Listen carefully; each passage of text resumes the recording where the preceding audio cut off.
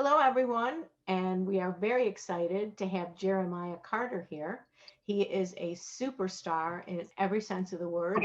If you go on his LinkedIn, it's quite long, quite detailed.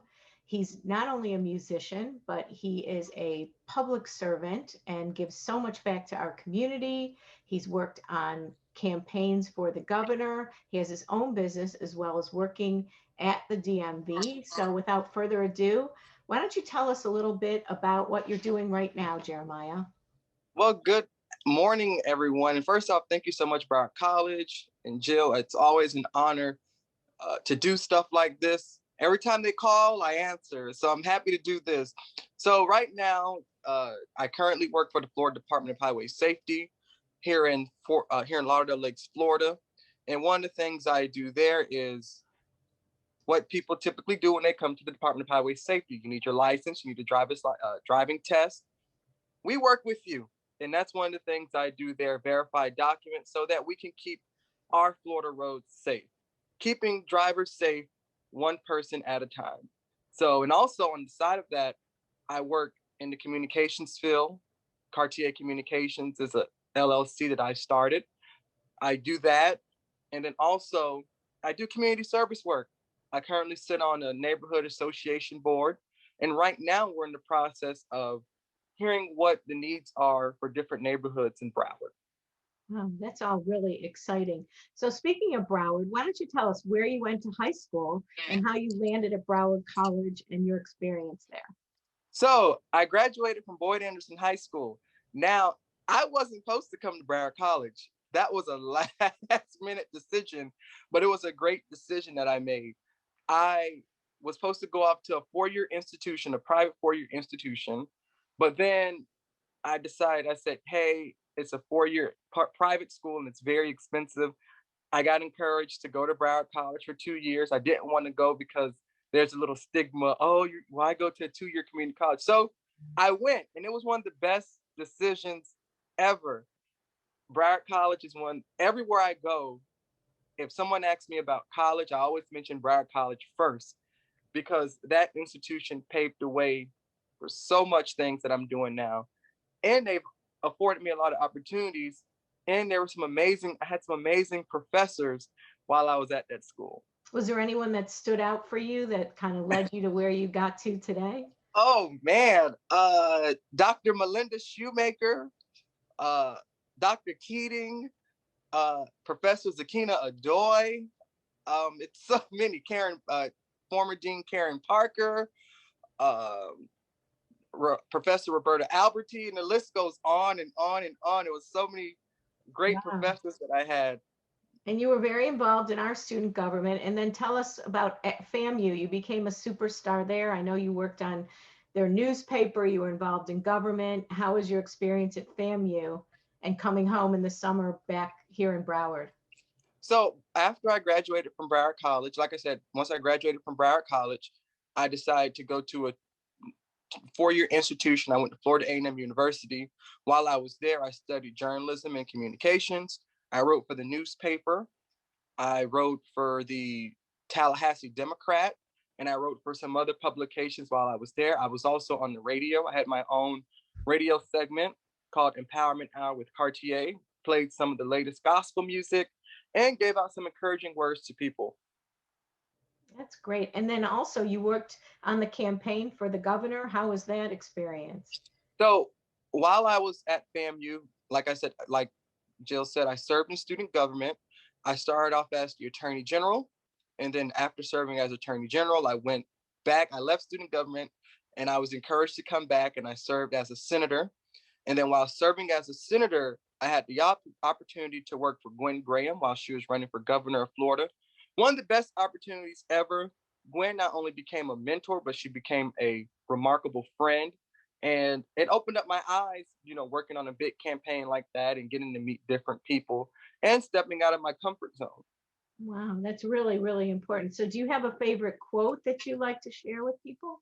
So I have a lot of favorite quotes, but one quote I love is Eleanor Roosevelt. The future belongs to those who believes in the beauty of their dreams, which basically means is if you want to achieve something, you have to believe in your dreams. So if you dream something, believe in it, work on it, and accomplish it. Wow, that is super. So what is something you're super excited about? Name something. So I'm excited about this year. I feel like 2021 is going to be a remarkable year in spite of some of the challenges that we're going through right now. I know we're in the middle of a pandemic. It's been a year since we've been doing these virtual Zooms and all this other stuff. So, but I still feel like 2021 is going to be a remarkable year, not only for myself, but for Broward College and for Florida A&M University, for the community that I love and serve. I feel like this year we're going to get back to normal and get back to what we used to do, which is serving the public and, interacting with people, because a lot of people miss that face-to-face interaction. But we just have to hold off until, we're safe to be back together. Well, you seem like a self-made, self-motivated person. So name something that you might be deeply grateful for in your life. I'm grateful for my family, my friends, and my supporters. Sometimes when I do stuff, I always think, I say, do I have people in my corner? Do people really support me? But I didn't realize a lot of people were in my corner until I came back to visit Broward College. Somebody that works at Broward College in the dean's office. So every time I went live on Instagram doing my radio show, I would tell people, like, if you live in Broward or somewhere, if you want to listen, you can go download the TuneIn app and you can type in the radio station. So when I came back home, I always go visit Broward College. And one of the dean's executive assistants said, we listen to your radio station. I said, you do? Mm-hmm. He said, yeah. He said, we turn it on and we turn it up and we let everyone in the office listen to it. I'm like, seriously? And then when I graduated, I sent everyone who I used to work with in the dean's office my graduation picture, and I CC'd everyone on the email. I said, hey, just an update. This is what's happening. I'm getting ready to graduate. And a lot of them responded back and they were proud of me. So I'm grateful for my supporters, my friends, and my family, because without them, I wouldn't be here today, because they give me that extra push. When That's I'm not great. pushing myself, they give me that extra push. So do you have certain heroes in your life that you think about that you would want to aspire to be like them? So I have, of course, my parents are my heroes, but John Lewis, Good Trouble, he's one of my heroes. Recently, when I went to Georgia, I visited two of my heroes' graves, Martin Luther King and John Lewis. And my friends laughed about that. I said, listen, before I leave Atlanta, I have to go to Southview Cemetery and pay my respects to John Lewis. And we went, and although I never had a chance to meet John Lewis, it was an amazing opportunity just to visit his final resting place and spend a few minutes with him and just thank him for everything that he's done. So it's John Lewis, Martin Luther King, Coretta Scott King, of course. There's so many other figures who I admire for different reasons. That's But those are the top two. beautiful, beautiful. So does anything keep you up at night, being so motivated and positive? What keeps you awake? So I do get sleep. I do get sleep, people. I do get sleep. But sometimes if I'm reading an article or if I'm reading a book and it's good, or if I'm watching a Netflix series and it's good, I probably won't go to bed till probably 3 o'clock in the morning because All right. I want to keep watching it. I want to be done with it. That's great. So what advice do you have for somebody like that wants to start their own business, like you continue to have your PR firm? Any advice that you want to give to people on how to stick to it and, continue in the success that you're forming? Do it. Just do it. Don't sit on it. I wish that I wouldn't have.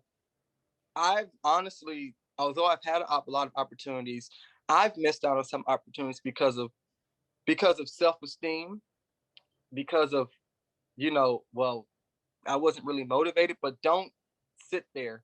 Do it.